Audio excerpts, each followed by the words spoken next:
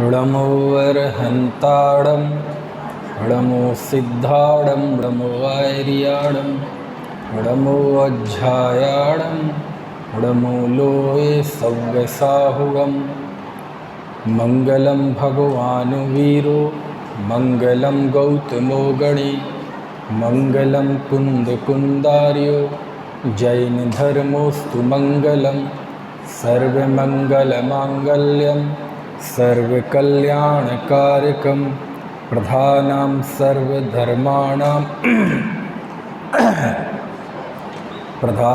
सर्वधर्माणां जैनं जयतु शासनम्। नमः श्रीवर्धमानाय निर्धूतकलिलात्मने सालोकानां त्रिलोकानां यद्विद्यादर्पणायते।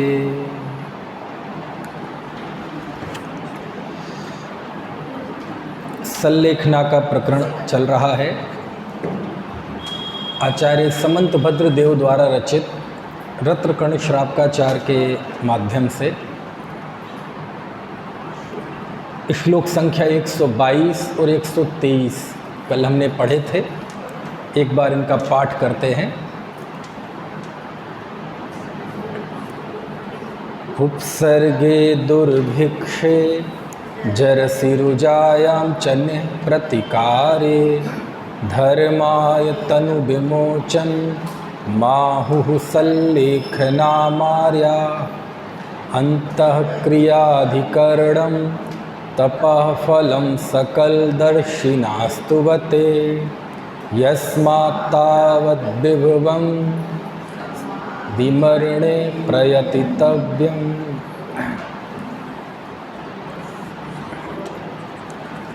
124वां भी पढ़ लें। स्नेहं वैरं संगं परिग्रहं चापहाय शुद्धमनः स्वजनं परिजनमपि च शान्त्वा क्षमयेत प्रियैर्वचनैः। चलिए 123वें श्लोक में स्वामी समंतभद्र देव ने कहा कि अंतःक्रियाधिकरणं तपः फलं सकलदर्शिनस्तुवते।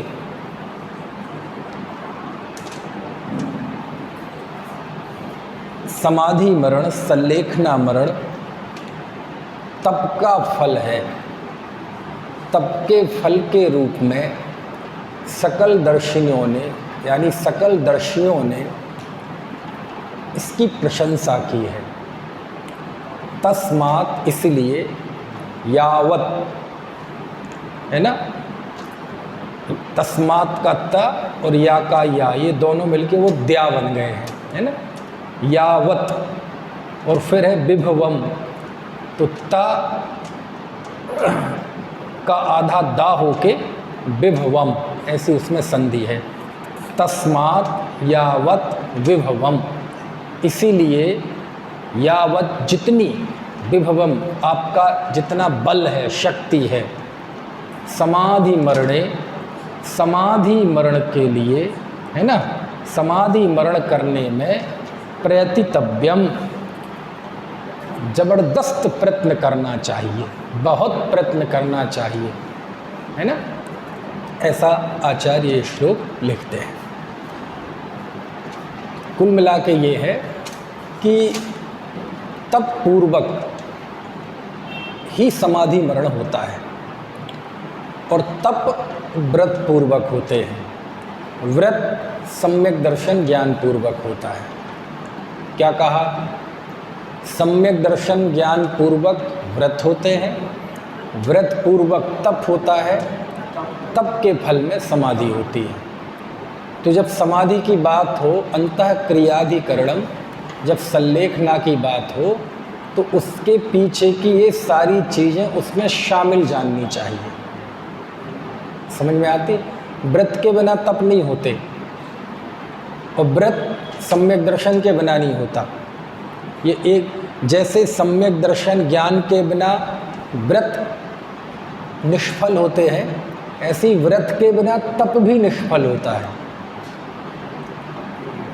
शास्त्रों में अज्ञानी के तप की तो निंदा की ही है, बिना व्रत के असंयमी जीव के तप की भी निंदा की है। आप कहेंगे अच्छा जी ऐसा भी है, अज्ञानी के तप की तो निंदा की ही है, अव्रती के असंयमी के तप की भी निंदा की है, और उसके लिए उपमा दी है गज स्नान की तरह कि अव्रती का असंयमी का तप कैसा होता है, गज स्नान की तरह। गज स्नान यानी जानते कि नहीं, है ना? तो ऐसा ही होता है। वो जितनी गंदगी लगाता है उससे पानी से धो देता है, उतनी गंदा फिर हो जाता है। तो चूंकि जो असंयमी है उसके कोई संकल्प तो है नहीं, व्रत है नहीं, तो व्रत नहीं होने से भयंकर कर्मों का आश्रय करता है। अब ऐसा व्यक्ति तप कर भी ले तो उस तप से उतनी विशुद्धि नहीं होती जितनी उसकी होनी चाहिए। तो उसे मूल गाथाओं में है ये दृष्टांत गज स्नानवत, है ना, कि असंयमी का अविरति का भी तप गज स्नान की तरह है, मतलब निष्फल है ना। तो सबसे पहले क्या है, सम्यक दर्शन। जब सम्यक दर्शन कहा जाए तो उसमें ज्ञान जानना, अपने आप अंडरस्टूड, समाहित मानना। तो सम्यक तो सहित व्रत होते हैं, व्रत के साथ ही तप होता है। व्रत हो और अतिरिक्त तप ना हो ऐसा तो हो सकता है, लेकिन जब भी तप होगा वो व्रत सहित होगा, और व्रत के बिना होगा वो गज स्नान की तरह कहा, उसकी प्रशंसा नहीं की। तो फिर से व्रत सम्यक तो सहित होते हैं, तप व्रत सहित होता है, और समाधि मरण तप का फल है। इसलिए पूरी जो पिछली श्रृंखला है वो हमें पता होनी चाहिए, है ना। तप सहित जीव का ही समाधि मरण होता है, जो तप से रहित जीव है उस जीव का समाधि मरण नहीं होता, क्योंकि तप के द्वारा ही व्यक्ति, है ना, शरीर के कष्टों को समता भाव पूर्वक सहन करने का की उसको आदत होती है ना। यदि उसने तप किया होगा, अनशन आदि तप किए होंगे, है ना, कष्ट आने पर यदि वह विचलित नहीं हुआ होगा जीवन में, तो मृत्यु के समय भी में उसका वो जो तप है वो समाधि मरण के रूप में फल देता है। तो इससे निष्कर्ष क्या निकला कि यदि कोई व्यक्ति समाधि की भावना तो भाता है लेकिन सम्यक्त की प्राप्ति नहीं करता, व्रत नहीं लेता, तप नहीं करता अपनी भूमिका के अनुसार, तो वह जीव केवल बस भावना भा रहा है, और वह केवल बोल रहा है, भावना होना है नहीं। सुन रहा है ना, पहले भजन चलता था, कौन सा, वो समाधि की भावना वाला ही भजन था। वो क्या था, हाँ, दिन रात मेरे स्वामी मैं भावनाए भाऊं, देहांत के समय में तुमको न भूल जाऊं, शत्रु अगर कोई हो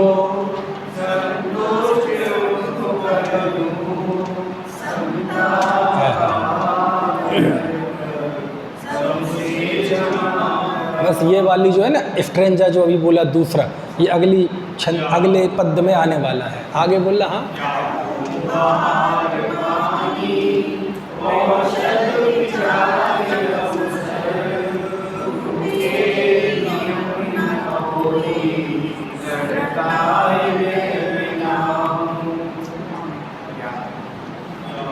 चलो अच्छा है। तो मैंने इतना गौर नहीं किया था जितना अब कर रहा हूँ इसके स्ट्रेंजा पे। ये बिल्कुल श्लोक हैं, ऐसे ही ऐसे आएंगे। अभी कौन से पुस्तक में है ये, किसी में लिख है,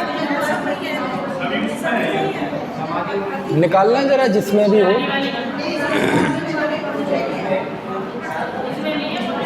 नहीं, जिनेंद्र अर्चना में तो नहीं है, यदि होता तो मुझे निकालो एक साथ मत बोलो सब लोग। हाँ। इनको दे दो, ये निकाल देंगे जल्दी, आप तो ढूंढते ही रहेंगे।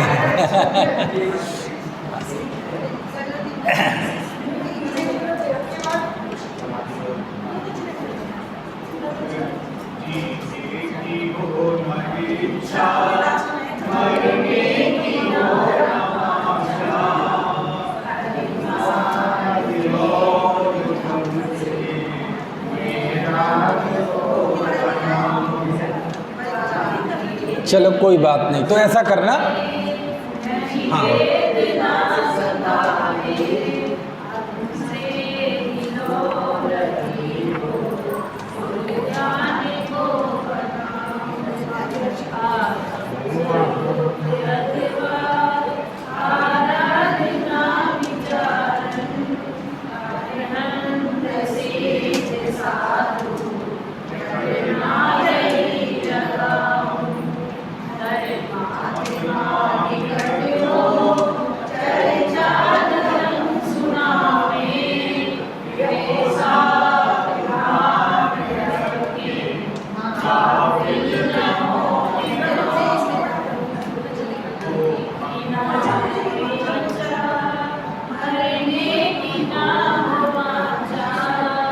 परिवार मित्र जन से मैं मोह को हटाऊं, भोगे जो भोग पहले उनका न हो सुमरन, मैं राज्य संपदाया पद इंद्र का न चाहूं, रत्नत्रय का हो पालन हो अंत में समाधि, शिव राम प्रार्थनायः जीवन सफल बनाऊं। अच्छा है ये, है ना। तो ऐसा है, अब सबसे आखिरी में पढ़ेंगे अपन, चूँकि सबके पास नहीं है पुस्तक, कल अपन ज़रूर पढ़ेंगे इसको शुरुआत में या आखिरी में। अच्छी है ये, है ना। तो ये इस बात पे बात आ गई कि यदि सम्यक्त पूर्वक व्रत नहीं है, व्रत पूर्वक तप नहीं है और वो भावना भा रहा है तो वो बेकार है, उसका मतलब कोई बहुत बढ़िया फल नहीं मिलेगा। क्योंकि समाधि मरण की भावना भाना मतलब सम्यक्त की प्राप्ति करना, व्रत करना, तप करना, तो वो जो समाधि मरण की भावना है वो फलीभूत होती है। क्योंकि समाधि मरण काय का फल है? तप। इस बात को गांठ बांध लो, समझ में आया ना। समाधि मरण काय का फल है? तप का फल है। सुखिया व्यक्ति नहीं कर सकता समाधि, जिसके जीवन में धैर्य नहीं है वो नहीं कर सकता समाधि, जो क्षमा नहीं कर सकता दूसरों को उसकी नहीं होगी समाधि, जिसको सारी दुनिया से शिकायतें ही हैं, घर से, परिवार से, गली से, मोहल्ले से, राष्ट्र से, देश से, वो नहीं कर सकता समाधि, जिसके अंदर बैर का भाव रहता है वो नहीं कर सकता समाधि, जिसको बहुत अधिक आसक्ति है इंद्रियों से, इंद्रियों के विषयों से, वो नहीं कर सकता समाधि, जो जरा से विपरीतता में बहक जाता है, एकदम पागलों जैसी स्थिति हो जाती है, वो नहीं कर सकता समाधि, साधर्मियों से जिसे प्रीति नहीं है वो नहीं कर सकता समाधि, जिसे कोई धर्म से च्युत होता हो और वह उसे दृढ़ नहीं करना चाहता वो नहीं कर सकता समाधि, जो अपनी प्रशंसा में और दूसरों की निंदा में संलग्न रहता है वो नहीं कर सकता समाधि। समझ में आया ना। जिसे जिन धर्म की प्रभावना का भाव नहीं रहता वो नहीं कर सकता समाधि, जो शरीर की सेवा ही करता रहता है वो नहीं कर सकता समाधि। समझ में आया ना। तो इसलिए तप के फल के रूप में समाधि कही। चलो, तो कल एक प्रश्न छूटा था, आपको याद है नहीं? किस प्रश्न पे बात छूटी थी कल? है? कल एक आखिरी में प्रश्न छूटा था ना कि इस पे कल बात करेंगे। तो आचार्य समंतभद्र कहते हैं कि जिस तप के फल के रूप में समाधि की भगवान ने प्रशंसा की है, उसको पूरी शक्ति से उसके लिए प्रकृष्ट प्रयत्न करना चाहिए, प्रयत्न करना चाहिए। तो मेरा प्रश्न ये था कि क्या प्रयत्न करें? किसी 15 साल के बच्चे को कहो कि समाधि का प्रयत्न करो, तो क्या प्रयत्न करे वो? नहीं आई बात समझ में? तो प्रयत्न करने क्या करें, जैसे कहा जाए आज से हम समाधि के लिए प्रयत्न करेंगे, तो क्या करोगे समाधि के लिए प्रयत्न, क्या करेंगे? तो सबसे पहले ये देखो कि क्या है क्या करना चाहिए, बताओ जी विकास जी। यदि आपसे कहा जाए, समाज आचार्य समंतभद्र स्वामी कह रहे हैं कि जिस समाधि की प्रशंसा भगवंतों ने की है, उस समाधि के लिए बहुत प्रयत्न करना चाहिए। तो हम सोचे कि चलो आज से प्रयत्न करते हैं, तो क्या करना चाहिए हैं? क्यों जी, आप बताओ क्या करना चाहिए है? क्या? स्वाध्याय करना चाहिए। चलो एक जवाब आया, स्वाध्याय करना चाहिए। अतुल भाई साहब क्या करना चाहिए क्या? स्वाध्याय और ध्यान करना चाहिए। आप बताओ जी क्या करना चाहिए? स्वाध्याय और ध्यान करना चाहिए। आप बताओ जी क्या करना चाहिए? आप बताओ क्या करना चाहिए? परिवार से मोह व्यक्ति से दूर होना चाहिए। परिवार से मोह छोड़ना चाहिए। और सामाजिक क्रियाओं से एक्स्ट्रा है, उनसे अपने आप को मतलब अपने आप को सीमित करना चाहिए, निवृत्ति लेना चाहिए, कहने का मतलब ये है। चलो जी आप लोग बताओ क्या करना चाहिए? हैं? व्रत करना चाहिए, संयम करना चाहिए। बहुत अच्छा। और बताओ स्पर्श की मम्मी, आप बताओ क्या करना चाहिए? सम्यक दर्शन करना चाहिए।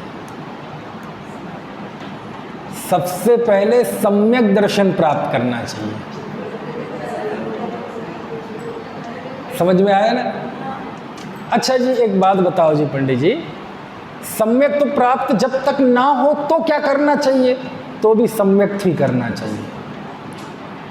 नहीं हो रहा है तो क्या करना चाहिए? तो भी सम्यक ही करना चाहिए समझ में आया ना? नहीं मानो नहीं हो रहा है तो भी सम्यक ही करना चाहिए। समझ में आती है बात? और जब सम्यक की प्राप्ति करोगे तो सदाचार तो होगा ही, जरूर होगा। समझ में आया ना? वात्सल्य भाव होगा ही, क्योंकि ये 8 अंग जो हैं सम्यक दर्शन के, ये सम्यक दर्शन के बाद प्रकट नहीं होते कि चमत्कार हो गया जी, अजी पता है निःशंकित प्रकट हो गया, निःकंक्षित प्रकट हो गया, अमूढ़ दृष्टि प्रकट हो गई, ऐसे ही अलग से ऊपर से आके टपकते नहीं हैं। ये जीवन में पहले से ही होते हैं, बस वो सम्यक नहीं होते। क्या नहीं होते? सम्यक नहीं होते। पूर्वचर व्यवहार के रूप में सब होता है। समझ में आया ना? तो सम्यक्त की प्राप्ति होना, और सम्यक्त की प्राप्ति के लिए सब कुछ होना चाहिए। 8 अंगमय जीवन होना चाहिए, प्रशम, संवेग, आस्तिक्य, अनुकंपा होना चाहिए, विनय, अनुकंपा, वात्सल्य होना चाहिए, है ना? प्रमोद भावना, कारुण्य भावना और माध्यस्थ भावना और मैत्री भावना होनी चाहिए। ये सब चीज़ें सम्यक्त के बाद नहीं होती, ये पूर्वचर पहले होने वाले व्यवहार में ये सब होती हैं, लेकिन वो सम्यक्त नहीं कहलाती, सम्यक्त के अंग नहीं कहलाते। क्यों? क्योंकि सम्यक्त ही नहीं है तो अंग काहे के कहलाएंगे। समझ में आया ना? तो सबसे पहले जीव सम्यक्त होना चाहिए। और जब सम्यक्त नहीं है मानो, तो व्रत आदि का अभ्यास करें, हाँ करो, बहुत अच्छा है। तप का अभ्यास करें, हाँ करो, क्योंकि मैंने बताया था ना, बेटी पैदा होते ही 1-1 रुपए बचाना शुरू कर देते हैं, शादी तो होगी जब होगी। समझ में आए ना? तो ये सब यही किया जाता है, क्योंकि वो जब मरण का समय आएगा तो उस समय तो हम असहाय होंगे, उस समय आपके हाथ में चीज़ें नहीं होंगी, कोई नहीं होगा आपके हाथ में, ना आपकी उस समय कोई पीड़ा बांट सकता है, ना शारीरिक पीड़ा बांट सकता है ना? मन में जो संकल्प विकल्प चल रहे होंगे, आपको स्वयं अभ्यास के द्वारा उसको दूर करने का प्रयत्न करना पड़ेगा। और वो सब तब हो पाता है जब आपने जीवन में उसको किया हो। तो समाधि के लिए सम्यक्त प्राप्त करना चाहिए, भेद विज्ञान करना चाहिए, शरीर से, संयोगों से भेद विज्ञान करके ये सुनिश्चित करना चाहिए कि मैं 3 लोक 3 काल में एकमात्र मैं त्रैकालिक शाश्वत ज्ञायक भगवान आत्मा हूँ, ये केंद्र में होना चाहिए। इसके बिना तो कुछ है ही नहीं, इसके बिना तो एक कदम भी कोई धर्म के मार्ग में है ही नहीं। तो ये होना चाहिए। 12 भावनाओं का चिंतन हो, आलोचना प्रतिदिन हो, प्रतिक्रमण आदि हो, स्वाध्याय हो, सामायिक हो, तो ये सब साधना के बिंदु हैं, है ना। आत्मार्थी जो धार्मिक है ना तत्वज्ञानी जीव होता है, उसके जीवन में तत्व और साधना इन दोनों का सुमेल होता है। अकेला तत्व हो तो जीवन में शुष्कता आ जाती है, अकेली साधना हो तो जीवन में केवल क्रियाकांड करते रहो, उपलब्धि कुछ नहीं होने वाली। तत्व हो और तत्व की साधना हो। अब आप कहेंगे ये तत्व क्या है और साधना क्या है? अग्नि गर्म है, ये तत्व है। अब उस अग्नि का आप इस्तेमाल किस रूप में करते हैं? उस अग्नि से आप हाथ जला भी सकते हैं, भोजन भी बना सकते हैं, भोजन कर भी सकते हैं, है ना। उस अग्नि से हम पानी को निभाया करके और वो द्रव्य भी धोते हैं, भगवान का प्रक्षाल अभिषेक भी करते हैं, और उसी आग से आप घर भी जला सकते हैं, बस्तियां भी जला सकते हैं। तो गर्माहट ये तत्व है। अब वो आप पे निर्भर करता है कि उस गर्माहट का, उस आग का प्रयोग कैसे करें, है ना। देह चेतन अलग अलग हैं, ये तत्व है। आत्मा अनंत गुणों का गोदाम है, चैतन्य है, ये उसका तत्व है। षट द्रव्यमयी विश्व है, सभी द्रव्य उत्पाद व द्रव्य युक्त हैं, मैं उससे भिन्न चैतन्य स्वरूपी हूँ, ये तत्व है। अब इसकी साधना करो, तो साधना कैसे होगी? इसके नज़दीक रहना। नज़दीक रहने के लिए क्या होगा? अब नज़दीक रहने के लिए आप जो जो उपक्रम करेंगे वो सब क्या कहलाएगी? साधना कहलाएगी। इस नज़दीक रहने के लिए, क्योंकि ऐसा तो है नहीं कि भगवान आत्मा कोई आसमान में उड़ रहा था और जादू हो जाएगा और एकदम आपकी अनुभूति में और साधना में आ गया और उसमें ही रहेंगे, है ना। आत्मानुभूति होने के बाद बहुत बड़ी चुनौती होती है अपने उपयोग को दुर्ध्यान से बचाना। कैसे बचाना? दुर्ध्यान से बचाना। और दुर्ध्यान से बचाने के लिए आप भक्ति करेंगे, स्वाध्याय करेंगे, सामायिक करेंगे, प्रतिक्रमण करेंगे, है ना, पापों की आलोचना करेंगे, सत्संगति करेंगे, है ना, व्रत लेंगे, हैं, अहिंसाणु व्रत, सत्याणु व्रत, अपने गमनागमन की सीमाएं निर्धारित करेंगे। तो ये सब क्या है? ये सब अपने उपयोग को दुर्ध्यान में जाने से बचाने के लिए और अपने आत्म स्वरूप के नज़दीक बने रहने के लिए है। ये सारे जितने बिंदु हैं ये आपकी साधना के अंतर्गत आएंगे। समझ में आते हैं बात की नहीं? तो तत्व और साधना, तो तत्व और साधना का मणि कांचन योग जब होता है, सुमेल होता है, तो जीव समाधि के योग होता है। अकेला तत्व पढ़ता रहे लेकिन उसकी साधना ना हो, नहीं होगी उसकी समाधि। क्यों? क्योंकि विलास प्रिय है, बस सोच लेता है, समझ लेता है, पढ़ लेता है, बातें कर लेता है भगवान आत्मा की, नहीं होगी समाधि। और भगवान आत्मा का पता ही नहीं, भेद विज्ञान पता ही नहीं, छह द्रव्य का पता ही नहीं, तत्व का बोध है ही नहीं दूर दूर तक, ना सीखना चाहता है ना समझना चाहता है, लेकिन एक एक क्रिया पर ऐसी दृष्टि है कि ये ना हो जाए, ये ना हो जाए, उसकी भी समाधि नहीं होगी, है ना। वैसी समाधि भले ही हो जाए, लेकिन जो वास्तविक समाधि होती है परिणामों की समता भाव पूर्वक, भेद विज्ञान पूर्वक, वो समाधि उसकी नहीं होगी। तत्व हो और साधना हो, तत्व का बल हो, साधना का सौंदर्य हो, तो वह जीव सच्चे अर्थों में आत्मार्थी होता है। यदि आपको इसका बहुत अच्छा रूप देखना हो तो प्रवचन सार ग्रंथ है, हमारे यहाँ चला है क्या प्रवचन सार? नहीं चला। प्रवचन सार में 275 गाथाएं हैं और 3 महाअधिकारों में बांटा है आचार्य अमृतचंद स्वामी ने उसे। पहली 92 गाथाओं को तो नाम दिया ज्ञान तत्व प्रज्ञापन, उसे ही जैसे नाचार्य ने नाम दिया है सम्यक ज्ञान अधिकार। बाद की 102 गाथाएं, मतलब 93 से लेके 200 तक गाथा, 108 गाथाएं, उसे नाम दिया है ज्ञेय तत्व प्रज्ञापन। जैसेन स्वामी ने उसका नाम दिया है सम्यक दर्शन अधिकार। और जो तीसरा अधिकार जिसकी मुझे बात करनी है, गाथा 201 से 275 तक इन 75 गाथाओं को अमृतचंद स्वामी ने नाम दिया है चरणान योग सूचक चोलिका, और उसी का जयसेन आचार्य ने नाम दिया है सम्यक चारित्र अधिकार। कौन सा अधिकार? सम्यक चारित्र अधिकार।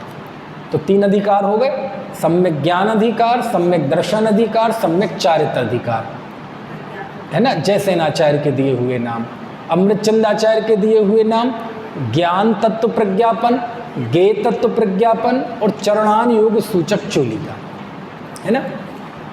तो जो चरणान योग सूचक चोलिका है, गाथा 201 से 275, ये 75 गाथाओं में मुनि धर्म का वर्णन है।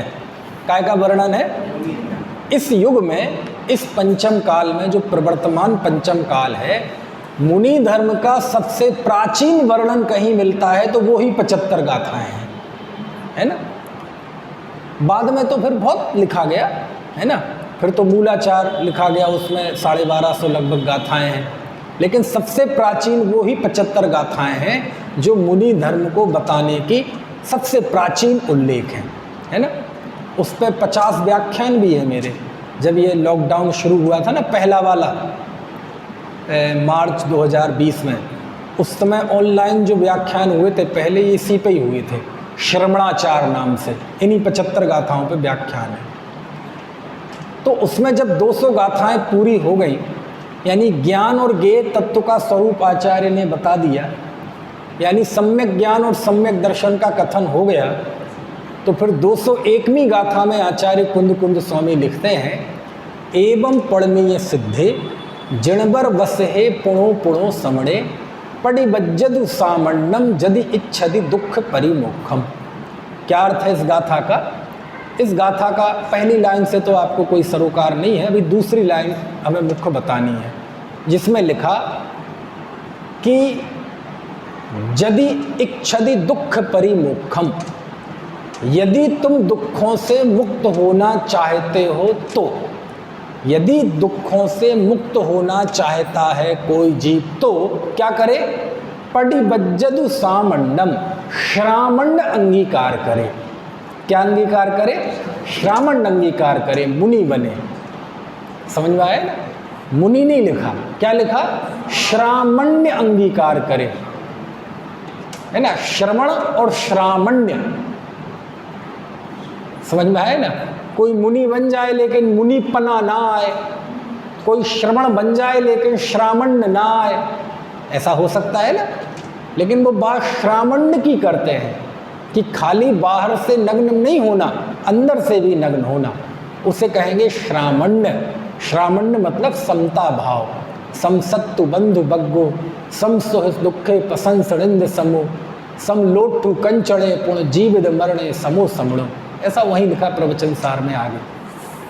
तो आचार्य का क्या आदेश है कि यदि दुखों से छूटना चाहता है कोई जीव तो क्या करे?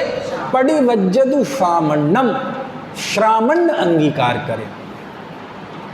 अब क्या हुआ कि कल्पना करो कि कोई एक जीव, उपदेश तो देखो सबको सामान्य होता है, आदेश सबको नहीं होता।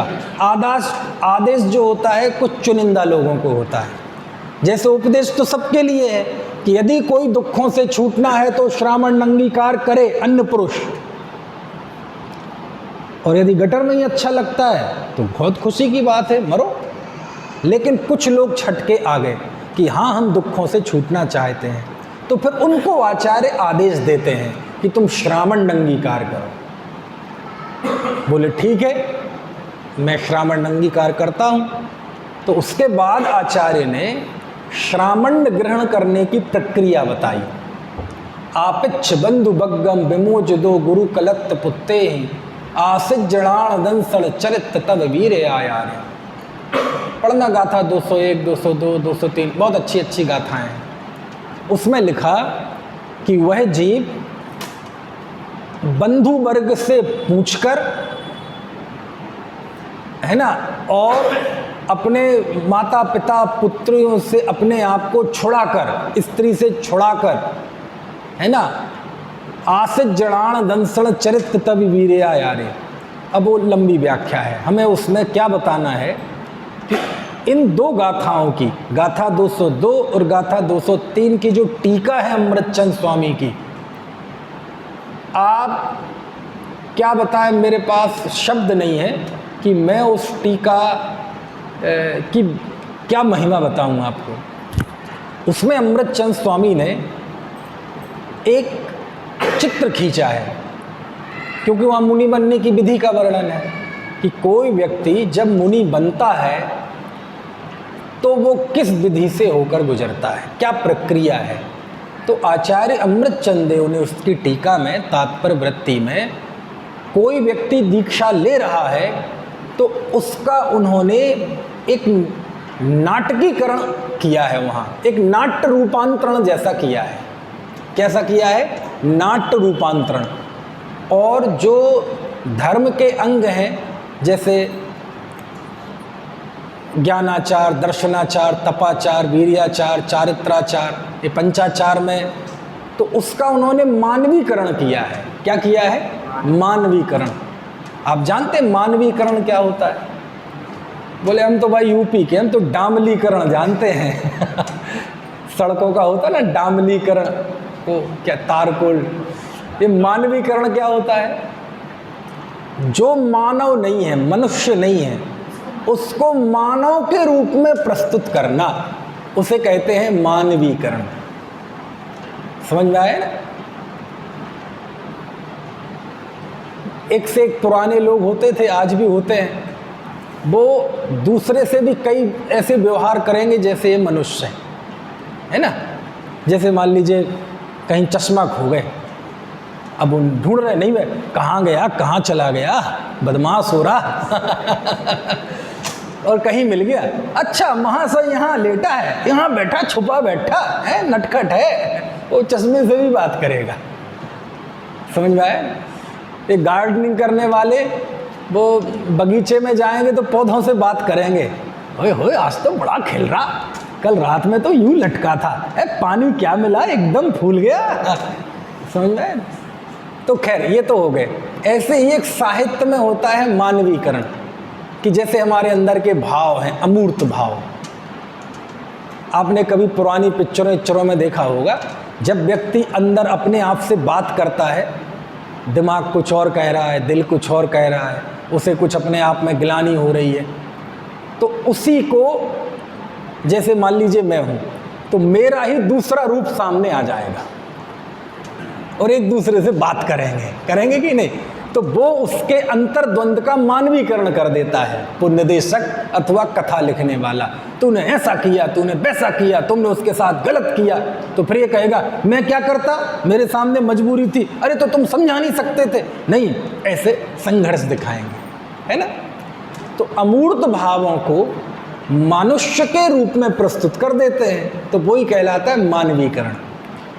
अब आप कहेंगे ये बात कहाँ से आ गई? ये बात आई है कि तत्व और साधना, इन दोनों का सुमेल क्या होता है, इसका सर्वोत्कृष्ट रूप मुझे वहाँ मिला। कहाँ? उस स्थल पे। आपको समझ में नहीं आ रहा क्या बात कर रहा हूँ? कहाँ की बात चल रही है? नहीं, कौन से शास्त्र की बात? ऐसा लग रहा है जैसे आपका मन नहीं लग रहा। कहाँ की बात चल रही? 202 गाथा और 203 गाथा की टीका। कौन से आचार्य की? अमृतचंद स्वामी की। अभी हम कौन से शास्त्र पे बात कर रहे हैं? श्रावकाचार। ये किसके द्वारा लिखा हुआ है? तो ये अमृतचंद आचार्य कहाँ से बीच में आ गए? ये इसलिए बीच में आए कि आचार्य समंतभद्र स्वामी कह रहे हैं कि समाधि की प्रशंसा भगवान ने की है, इसलिए आप सब, हम सब उसको पूरी ताकत के साथ उसके लिए प्रयत्न करें। तो ये उस प्रश्न के जवाब में बात चल रही है कि प्रयत्न के लिए क्या करें। तो प्रयत्न के लिए मैंने बताया कि हमारे जीवन में तत्व और साधना, इन दोनों का सुमेल होना चाहिए। तो तत्व और साधना के सुमेल का उदाहरण मैं आपको दे रहा हूँ। क्या दे रहा हूँ? तत्व और साधना का सुमेल जिनागम में मुझे सर्वोत्कृष्ट जहाँ दिखा वो मैं आपको बता रहा हूँ।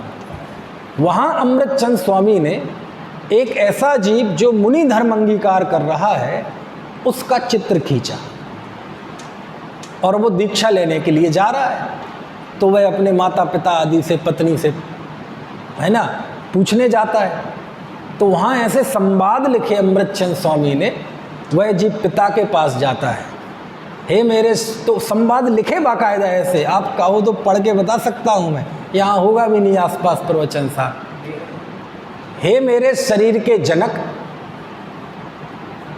वास्तव में तुम मेरे जनक नहीं, अब मैं अपने अनादि जनक के पास जा रहा हूं। ऐसे सबका लिखा, हे शरीर की जननी, निश्चय से तुम मेरी जननी नहीं हो। हे मेरी रमणी, तुम मेरी रमणी नहीं हो, मैं तो अब मोक्ष रूपी रमणी को वरने जा रहा हूं। ये तो हो गया लौकिक जनों के साथ संवाद, मुझे ये नहीं बताना। इसी में आगे जब जाते हैं तो मालूम क्या लिखा, अब सुनना, अब आ रहा है तत्व और साधना। क्या तत्व और साधना, आधी लाइन में तत्व है, आधी लाइन में साधना है। हे ज्ञानाचार, हे दर्शनाचार, हे तपाचार, हे वीर्याचार, हे चारित्राचार, मैं जानता हूं कि तुम निश्चय से आत्मा नहीं हो। ऐसा क्या लिखा, यहां तक आने के लिए मैंने इतनी बाउंड्री बनाई, ये सारा रास्ता।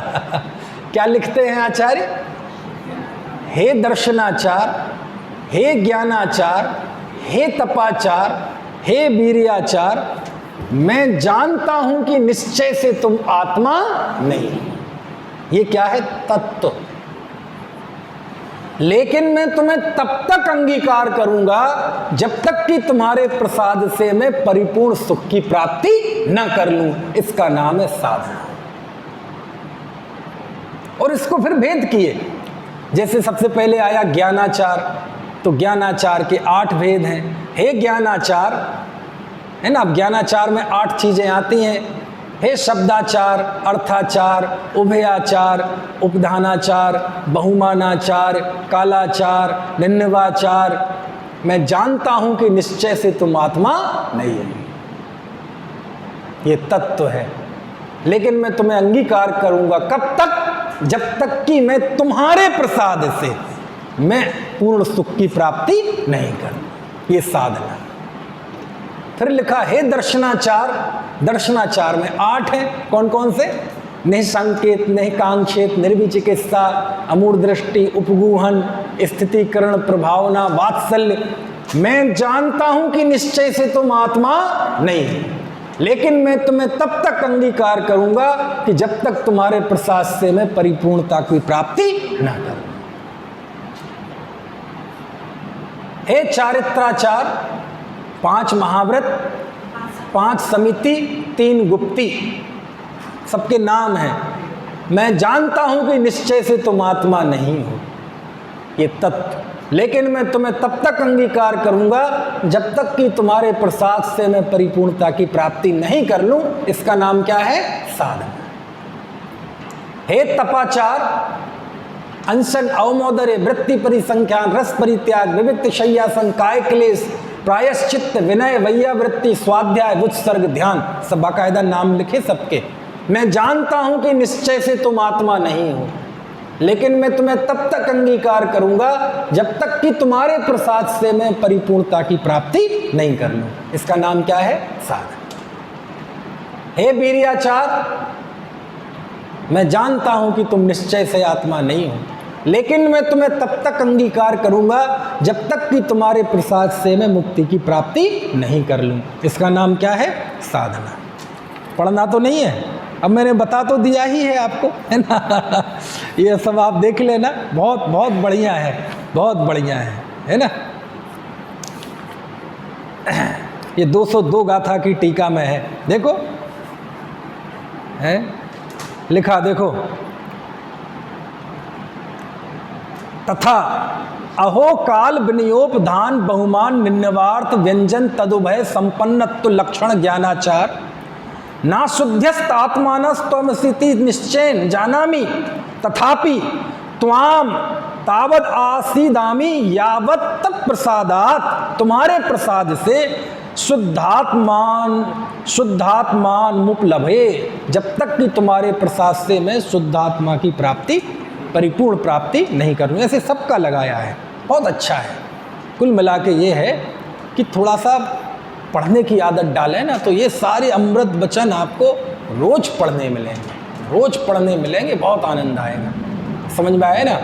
मन को जड़ नहीं होना है कि बस 2-4 मोटी मोटी बातें सीख ली, शरीर आत्मा भिन्न भिन्न है, राग में धर्म नहीं है, जिस भाव से तीर्थंकर प्रकृति बनती है उस भाव से भी बंधन होता है। ये बात सीख के बस जीवन में जड़ हो जाएं, कोई भावना ना रहे, ऐसा नहीं है।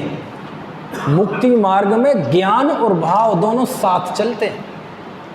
अकेला ज्ञान होगा तो जीवन जड़ हो जाता है, अकेली भावना होगी तो वो भी बिना ब्रेक का, बिना तत्व ज्ञान का ट्रक है, कहीं भी टकरा जाएगा, उसका कोई औचित्य नहीं है। ज्ञान हो, बुद्धि और हृदय, अक्ल और कल्ब दोनों साथ साथ होने चाहिए, तब मुक्ति मार्ग चलता है। शुष्कता नहीं होनी चाहिए। अब देखो यही तो है, कल हमने शांति पाठ का जिक्र किया था ना, उसमें क्या बोलते हैं अंत में?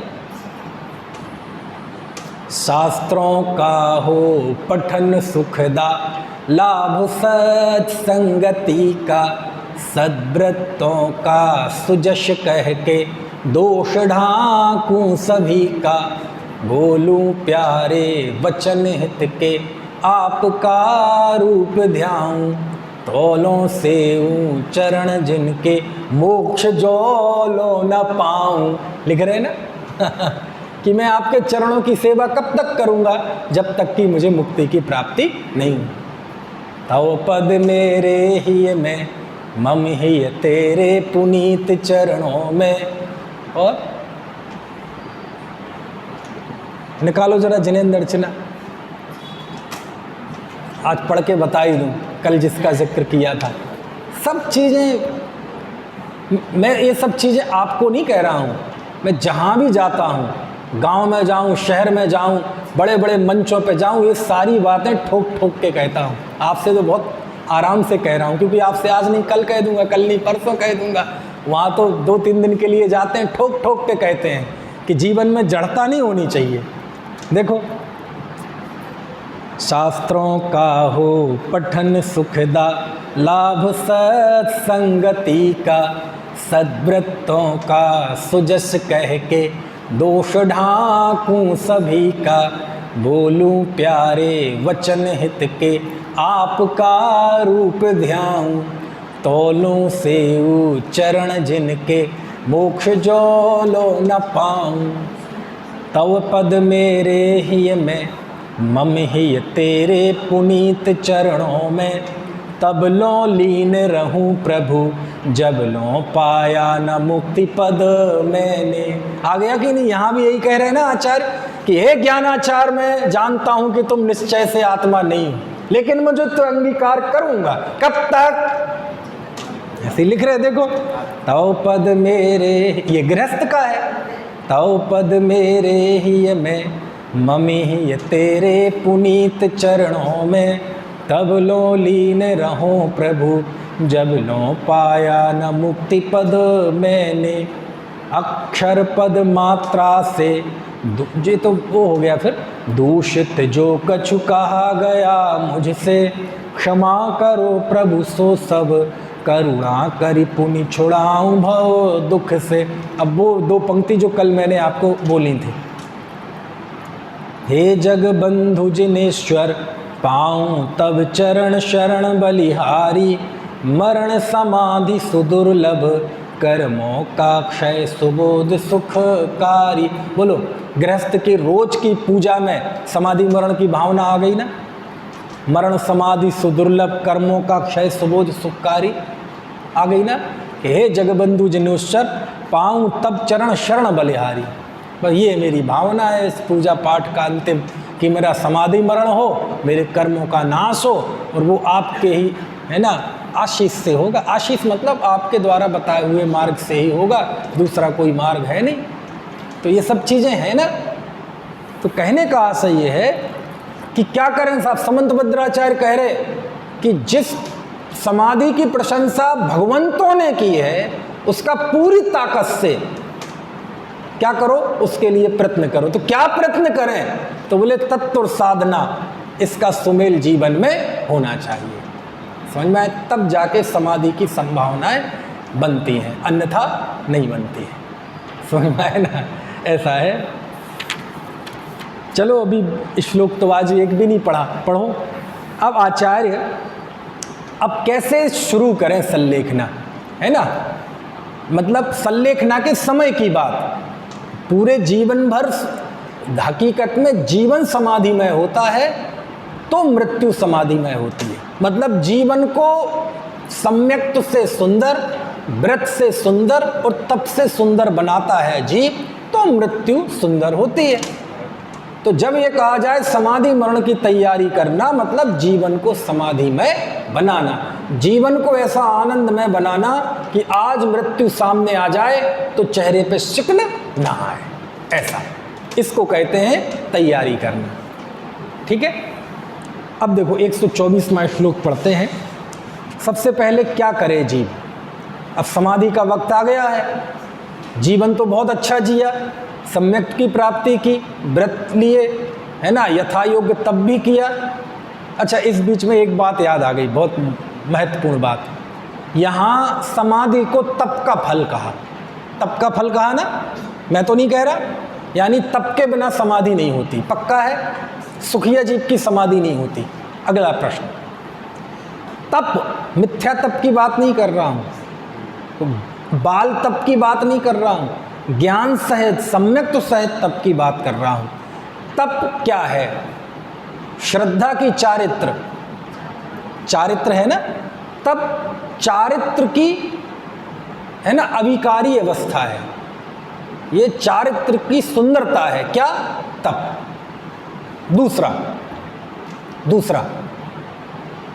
भूमिका के योग्य तप नहीं होना, या यूं कह लो जो आपकी भूमिका है उससे ऊपर वाला तप नहीं होना।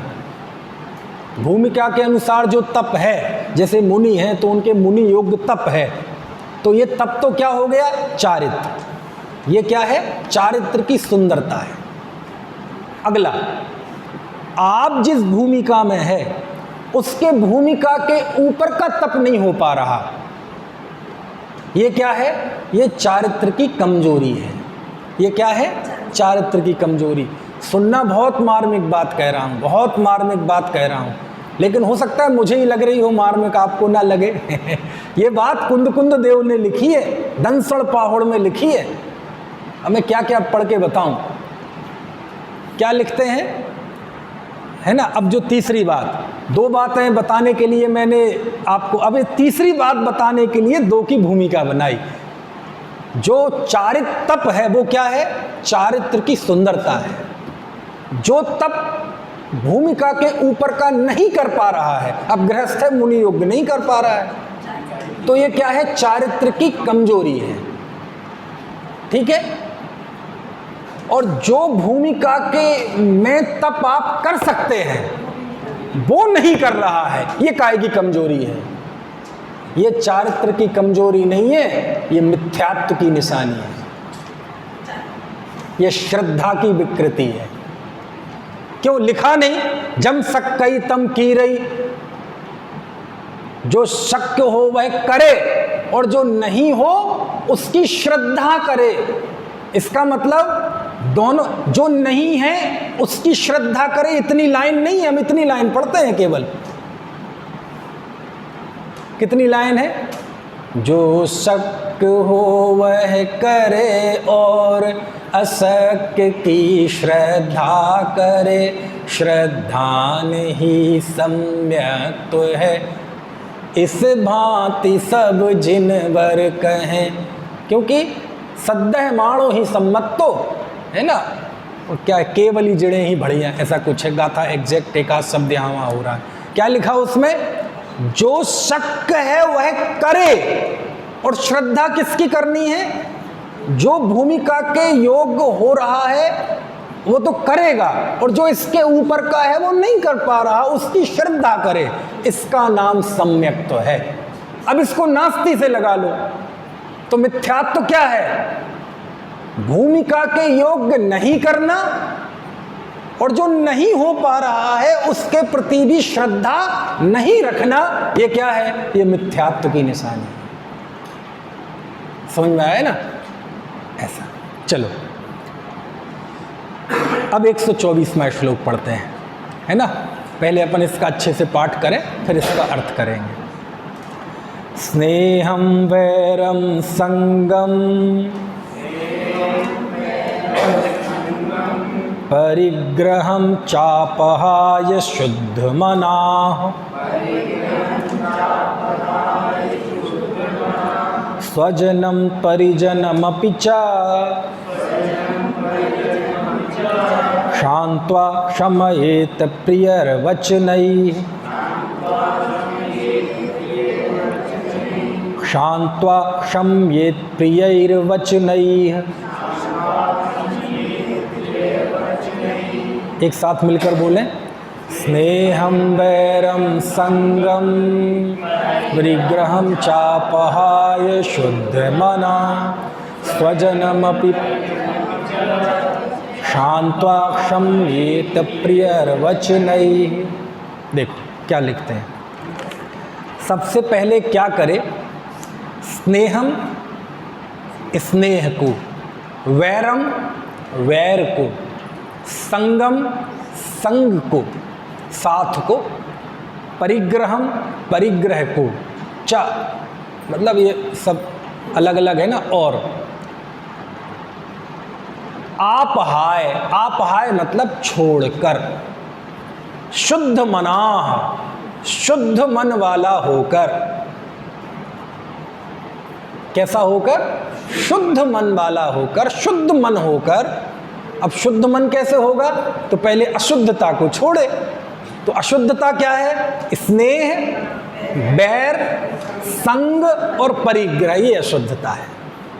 इसको छोड़कर शुद्ध मन वाला होकर स्वजनम परिजनमपि च क्षान्त्वा, स्वजन और परिजन से स्वयं को क्षमा कराकर, क्षान्त्वा मतलब कराकर, क्षमेत क्षमा करे। क्या कहा? स्वजन और परिजन सबसे क्षमा स्वयं को कराए और स्वयं करे। कैसे करे?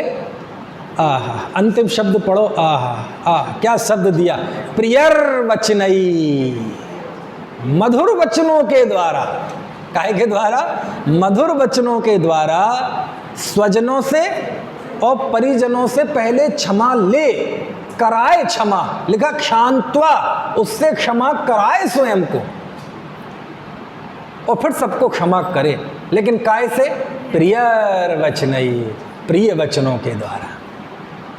ये पहला स्टेप है समाधि में प्रवेश करने का। जीवन तो समाधि में बीता वो तो है ही, लेकिन आखिरी समय में जब सल्लेखना में प्रवेश करे तो पहला स्टेप ये है कि स्नेह को, बैर को, संग को, परिग्रह को छोड़कर शुद्ध मन वाला होकर स्वजन और परिजन से स्वयं को क्षमा करा के प्रिय वचनों के द्वारा सबको क्षमा करे। काय के द्वारा? वचनों के द्वारा। समझ में आया ना? है? चलो अब प्रिय वचन तक तो पहुंचने में टाइम लगेगा, पहले इसके ऊपर के शब्दों पर बात कर लें। पहला शब्द कौन सा है? स्नेह। स्नेह यानी अब सबको पता ही है, क्या बताएं? स्नेह मतलब स्नेह, प्रीति। अब वो किसी से भी हो सकती, घर परिवार दोस्त यार सब। स्नेह। वैरम, वैर। वैर तो जानते ही हैं, खूब रचे पचे हैं बैर में तो। बैर मतलब क्या होता है? क्रोध का आचार या मुरब्बा, ऐसा रामचंद्र शुक्ल ने कहा है कि बैर मतलब क्रोध का आचार या मुरब्बा, है ना? जैसे गुस्सा आया तो तुरंत प्रकट हो गया, लेकिन जब प्रकट ना हो और भीतर में जमाए रहे तो वो फिर क्या बन जाता है? बैर। खतरनाक क्या है? क्रोध की बैर। क्रोध उतना खतरनाक नहीं होता, क्योंकि वो तो तुरंत होता है। और बैर में आपको तैयारी के लिए वक्त मिल जाता है। दुनिया में जितने अनिष्ट हुए हैं वो बैर से हुए हैं, क्रोध से नहीं हुए। मूल में क्रोध होता है, लेकिन वो बाद में बैर बन जाता है। दुनिया में एक तरफा प्रेम की कथाएं होती हैं, हमारे शास्त्रों में एक तरफा बैर की भी कथाएं लिखी हैं। किसने बांधा था? कमठ ने। एक तरफा दोस्तों, पार्श्वनाथ के मन में कोई बैर नहीं, पूर्व जन्मों में भी नहीं, और ये ऐसा कोई जन्म नहीं जिसमें वो बैर से ना जलता रहा हो कमठ। समझ में आया ना? अच्छा, फिर से वही प्रश्न, क्रोध कौन से गुण का विकार है? चारित्र का। क्रोध किसकी विकृति है? चारित्र की। और बैर किसकी विकृति है? ये चारित्र की भी है और श्रद्धा की भी है, मतलब अनंतानुबंधी है। यदि बैर है ना तो ये अनंतानुबंधी कषाय है। प्रमाण दो, हम ऐसे नहीं मानेंगे। देते हैं ना प्रमाण। कार्त्यानुप्रेक्षा गाथा 92। आचार्य से पूछा, आचार्य तीव्र कषाय किसे कहते हैं? तीव्र कषाय मतलब वहाँ अनंतानुबंधी कषाय से मतलब है। तो आचार्य कार्तिकेय स्वामी लिखते हैं, अपपसंस्करणम पूज्ये सुविदोष गहन शीलत्तम वैरधरणम च सुईरम दिव्य कसायाण लिंगाणी। समझ में तो नहीं आई गाथा? नहीं आई ना? देखो, उन्होंने लिखा, आचार्य ने सबसे पहले लिखा अपनी प्रशंसा करने का स्वभाव होना। अपपसंस्करणम, अपनी प्रशंसा करना, ये अनंतानुबंधी कषाय है। जो व्यक्ति अपनी प्रशंसा करता है ना, कई लोग होते हैं ना, वे खुद अपनी इतनी प्रशंसा करते हैं, दूसरे को करने को छोड़ते ही नहीं। बोले दूसरे ने पता नहीं की नहीं, अपन खुद ही कर लो। समझ में आया ना? ये अनंतानुबंधी कषाय है। हो सकता है उसे गुस्सा ना आता हो तेज, हो सकता है उसको कोई छल वगैरह भी ना करता हो ज़्यादा लोगों की तरह, हो सकता है पैसे ऐसे के पीछे भी ना भागता हो, लेकिन अपनी प्रशंसा करता रहता है, अपना मियाँ मिट्ठू। आचार्य कहते हैं अनंतानुबंधी कषाय है। क्यों? क्योंकि अनंतानुबंधी नाश होती है तो उपगूहन अंग प्रकट होता है, जिसमें अपने गुणों पर दृष्टि जाती है, अवगुणों पर दृष्टि जाती है, और दूसरे के गुणों पर दृष्टि जाती है। अपने गुणों को ढकता है, दूसरों के अवगुणों को ढकता है।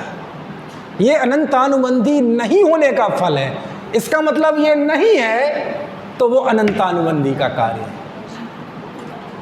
अपनी प्रशंसा करना, और फिर लिखा दूसरा, दूसरों के दोष देखने का स्वभाव। दोष देखना नहीं, अब किसी का दोष दिख जाए तो बात अलग है, लेकिन यही स्वभाव होना, उसकी दोष दृष्टि ही रहती है, ये अनंतानुबंधी का लक्षण है। और तीसरा, जिसके लिए मैंने ये गाथा सुनाई, ये दो तो बस आ गए मुंह पे। तीसरा, बैर धरणम च सुईरम, लंबे समय तक बैर धारण करना। तिब्ब कषायाण लिंगाणी, ये सब तीव्र कषाय यानी अनंतानुबंधी कषाय के चिन्ह हैं। इसमें क्या लिया? बैर धारण करना लंबे समय तक, मतलब थोड़ी देर को गुस्सा आ जाए, कुछ एक समय तक मन खेद खिन्न रहे, वो अलग बात है, लेकिन नहीं, लंबा चलना, ये अनंतानुबंधी कषाय है। बैर होना ये अनंतानुबंधी कषाय है। और अनंतानुबंधी का अनुबंध किससे है? मिथ्यात्व से है, क्योंकि अनंतानुबंधी में जो अनंत शब्द है ना, वो अनंत शब्द का अर्थ है मिथ्यात्व। तो क्रोध ये चारित्र की विकृति है, और बैर ये श्रद्धा और चारित्र दोनों की विकृति है। क्यों? क्यों है? चारित्र की तो समझ में आती, श्रद्धा की क्यों है? क्यों? क्योंकि बैर रखना मतलब क्रोध को बनाए रखना। और कौन सी चीज बनाए रखता है आदमी, बताओ जरा? जो अच्छी होती है उसे बनाए रखना चाहता है। कभी कोई बुरी चीज को बनाए रखना चाहता है? आपके शरीर में घाव हो जाए, बोले भाई साहब इलाज करा लो कुछ, डॉक्टर ना बहुत बढ़िया, अरे बहुत बढ़िया है तो ऐसा कोई रखना चाहता है? कौन सी चीज़ रखना चाहता है घर में? अच्छी चीज़। तो यदि कोई क्रोध रखता है और वो है आ गया क्रोध, आ गया। अब कई बार होता है कर्म है ना, उदय आया और एकदम क्रोध आ गया, आदमी को खुद पता नहीं चलता कि क्रोध आने वाला है। आ गया, कोई भी कषाय आ गई, मान का भाव आ गया, छल का भाव आ गया, लालच आ गया मन में, कोई भी कषाय आ गई, वो चारित्र की विकृति है। ज्ञानी को भी आ सकती है, धर्मात्मा को भी आ सकती है, लेकिन वो विकार आया, अब उसे दूर करने का प्रयत्न नहीं करना, ये अनंतानुबंधी कषाय का लक्षण है। क्यों? क्योंकि व्यक्ति उसे दूर करने का प्रयत्न नहीं करता जिसमें सुख का अनुभव करता है। और बैर को यदि दूर करने की कोशिश नहीं की, इसका मतलब वह उस कषाय में आनंद का अनुभव कर रहा है। और कषाय में आनंद मानना, यही तो मिथ्या दर्शन है, यही तो अनंतानुबंधी कषाय है। कुछ बात समझ में आ रही है? ऐसा नहीं समझ में आए ना? इसलिए आपको एक सलाह दूं, एक बहुत बढ़िया सलाह दूं। रात में जब सो ना, रोज प्रतिदिन, तो सोने के पहले सबको क्षमा कर दो, सबसे बैर खत्म कर दो। घर के हों, परिवार के हों, रिश्तेदार हों, दोस्त यार हों, पड़ोसी हो, दुकानदार, कोई बाजू वाला हो जिससे आपकी प्रतिस्पर्धा चलती हो, या कोई भी हो आपको पसंद ना करने वाला, आपके धर्म को, आपके संस्कारों को पसंद ना करने वाला, है ना। जब रात में सो ना, तो क्या करो, बस खत्म, सबको क्षमा कर दो, सबसे बैर भाव तोड़ खत्म कर दो। सब मेरे मित्र हैं, मित्र हैं मतलब सुखी रहें सब जीव जगत के, कोई कभी ना घबराए, सब बहुत अच्छे हैं, सब अपने कर्म के उदय के अनुसार प्रवर्तन कर रहे हैं, सबको जल्दी ही सुख की प्राप्ति। क्यों ऐसा क्यों करो? पता नहीं सुबह हुई कि नहीं हुई, किसी को है भरोसा सुबह हुई कि नहीं हुई? है विश्वास? आप घबराना मत, मुझे विश्वास है आप सबकी सुबह होगी। लेकिन इससे बड़ा विश्वास इस बात पर है कि समय का कोई भरोसा नहीं है। समझ में आया ना? तो इसलिए रात में सो ना, बैर छोड़ के सो, सारा बैर, सारी कषाय, सब ऐसी, जैसे वो अपन जाते हैं ना। अच्छा बताओ, आप लोग जैसे घर जाएंगे, रात में सोएंगे, तो क्या करते हैं? इन्हीं कपड़ों में सोएंगे कि कपड़े चेंज करते हैं?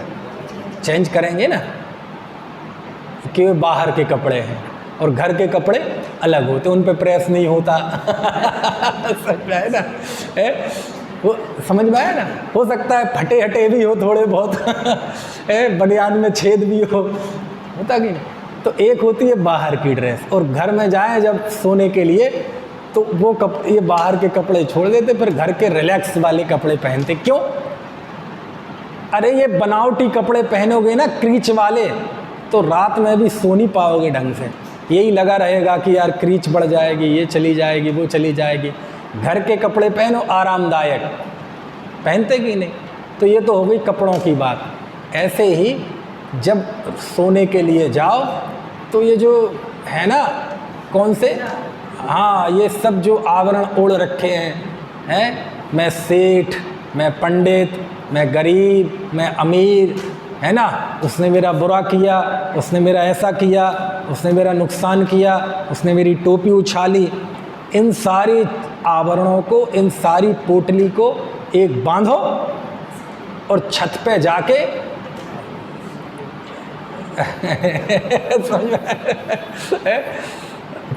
हमारा एक दोस्त था, वो हॉस्टल में पढ़ता था, हॉस्टल में नहीं मतलब पढ़ता था अलग से कमरा लेके, तो वो कचड़ा फेंकना पड़ता था, तो मालूम क्या करता था? पन्नी में भरा कचड़ा गठान लगाई और छत पे गया और ऐसे रात में घुमा के फेंकता था, पता नहीं किसके घर में गिर जाए। तो ऐसे तो नहीं फेंकनी है कसाय और बैर के भाव, समझ में आए ना? कि ना डस्टबिन में डाल दो और फिर टांग फैला के, है ना, समता भाव के साथ निद्रा लो। ऐसी स्थिति में रात में प्राण भी छूट जाएंगे ना, तो समाधि मरण कहलाता है। यदि सदगृहस्थ हो और उसने रात के लिए चारों पहर आर का त्याग कर दिया है और रात में इस भाव से सोता है, मैं सबके साथ बैर का, स्नेह का त्याग करता हूँ, तो रात में मृत्यु हो जाएगी तो समाधि मरण कहलाएगा वो। समझ में आए ना? समाधि मरण कहलाएगा मतलब समाधि मरण जैसा फल उसे मिलेगा, उसकी विशुद्धि वैसी कहलाएगी, है ना? ये उसका अर्थ समझना, शब्दों को मत पकड़ना। समझ में आए ना? ऐसा होता है। शास्त्र में तो ऐसा तक लिखा, एक देखो छोटी छोटी चीज़ों का अर्थ क्या होता है। जो व्यक्ति रात्रि भोजन का त्याग करता है, शास्त्र का वचन है, उसे साल में 6 महीने के उपवास का फल लगता है, ऐसा लिखा है इसमें। कितना? 6 महीने। क्यों भाई? 12 घंटे का दिन, 12 घंटे की रात्रि। और टेक्निकल लिया जाए तो ठंड के दिनों में तो रात्रि होती है 14 घंटे की, तो 6 बजे रात हो जाती है, सुबह 7 बजे दिन डूबता है, तो 13 घंटे का तो रात हो गई। और ऐसा तो है नहीं कि 6 बजे ही खाना खाओगे, उसके पहले छोड़ देते हैं। और ऐसा तो है नहीं सुबह 7 बजे उठ के ही टूट पड़ोगे, बाद में खाओगे। तो 15-16 घंटे का उपवास होता है। तो पूरी यदि लगाया जाए तो 6 महीने से ज़्यादा बैठेगा। लेकिन फिर भी मोटा मोटा लिखा है कि जो रात्रि भोजन का त्याग करता है उसे 6 महीने के उपवास का फल लगता है, क्योंकि 6 महीने वो भोजन ही नहीं करता। समझ में है ना? तो ऐसे किसी ने मान लीजिए रात्रि भोजन का त्याग किया, सोने के पहले 4 प्रकार का आहार की, अब तो सुबह तक के लिए 4 प्रकार के आहार का त्याग है, सबसे बैर भाव का त्याग है, दुकान मकान सबका त्याग है, इस कमरे से बाहर नहीं जाना, और बैर भाव छोड़ दिया। तो यदि ऐसी स्थिति में अटैक भी आ जाए, आएगा नहीं, घबराओ मत आप लोग, मेरी चर्चा सुन के घबराना मत। मैं बता रहा हूं कि वस्तु स्थिति क्या है।